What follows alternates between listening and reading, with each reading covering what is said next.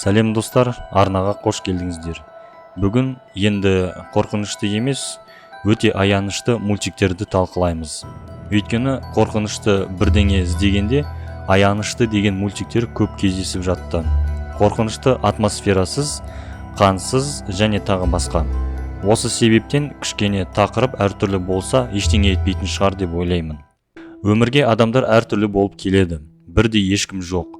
Біреулерде туа біткен басшылық қасиеттері болса, біреулер орташа, олар басқалардан ерекшеленбей, ал біреулер еш мүмкіндігі жоқ болады.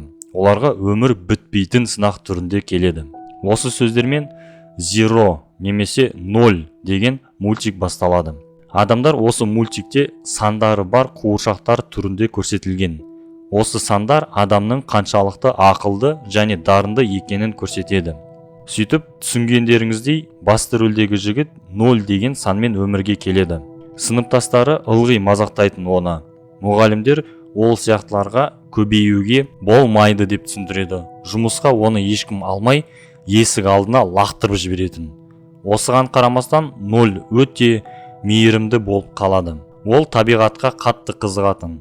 Жұмыс іздеуді жалғастырып, қолынан бір нәрсе келеді деп жүреді. Өзі секілді байқұстарға да көмектеседі. Бір кезде түнде 0 бір қызды құтқарып қалады. Ол қызда да 0 деген саны бар екен. Содан кейін бір-бірін жақсы көріп қалады. Олардың қоғамында олай болмайтыны белгілі, сол үшін құпия түрде кездесіп жүреді. Алайда полиция екеуін байқап қалып, жігітті түрмеге қамап тастайды. Темір тордың ар жағынан оған ғашығы келіп, жүкті екенін білдіреді.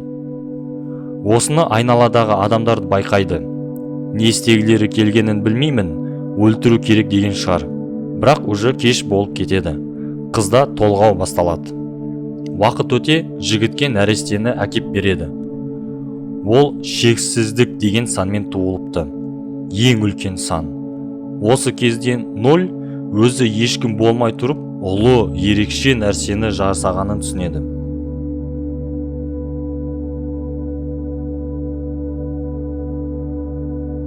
Осыны айналадағылардың бәрі түсінеді. Негізі осындай жалғыз алыстатылған адамдар жайлы оқиғалар өте көп. Мысалы, Forrest Gump деген кино бар. Біреулер мультик аянышты емес қой, бұл жерде happy end дейтін шығар. Алайда мультикті көргенде аянышты сезім пайда болады. Ал жарайды, аянышты мультик көргілеріңіз келсе, талқылайық. Ары қарай «Жизнь смерти» немесе «Өлім өмірі» деген мультфильм. Ол жерде өлім өмірі жайлы айтады. Логично. Бізге өлімді тірі жанды ретінде көрсетеді. Осылай өлімді мультикте бейнелейді. Ол орманда жүріп, қолымен ұстаған өсімдік болсын, жануарлар болсын, барлығын жанын алып қояды. Білмеймін, осының негізгі жұмысы ма, әлде әдейі емес дейді ма? Түсініксіз. Сөйтіп бір кезде ол маралды кездестіреді.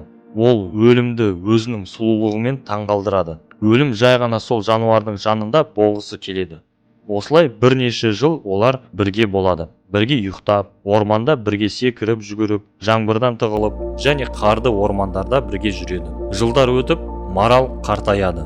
Бұрынғыдай үйірінің артынан ілесе алмай қалады. Сөйтіп, өлімге өзі келіп тегісі келеді.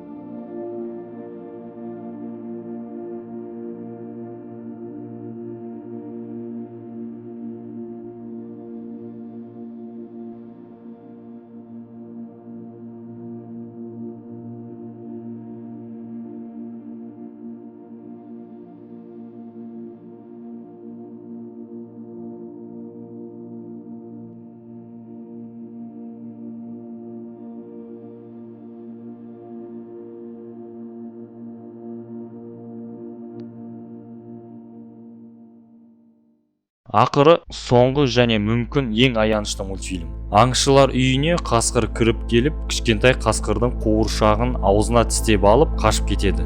Аңшы осыны байқап, ізіне түседі де артынан барады. Қауіпсіздікті сезінген қасқыр әлгі қуыршаққа бесік өлеңін айта бастайды. Бір кезде аңшы қасқырды тауып алады. Мылтығын оқтап жатқанда қасқыр аңшыға қарай секіреді. Қуыршақты қорғау үшін. Бізге аңшы мен қасқырдың арасындағы төбелесті көрсетеді.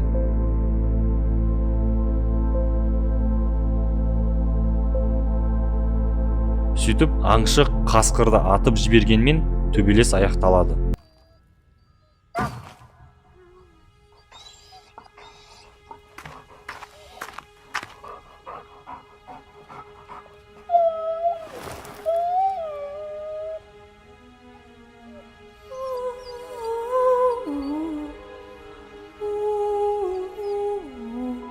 Осыдан кейін не болғанын көрсетеді. Ол жерде кішкентай қасқыр, оның баласы және аңшылар оны атып тастағанын білдіреді. Атқан жігіт тура осы жігіт екені түсінікті болады. Оның көзінде өкініш пайда болады.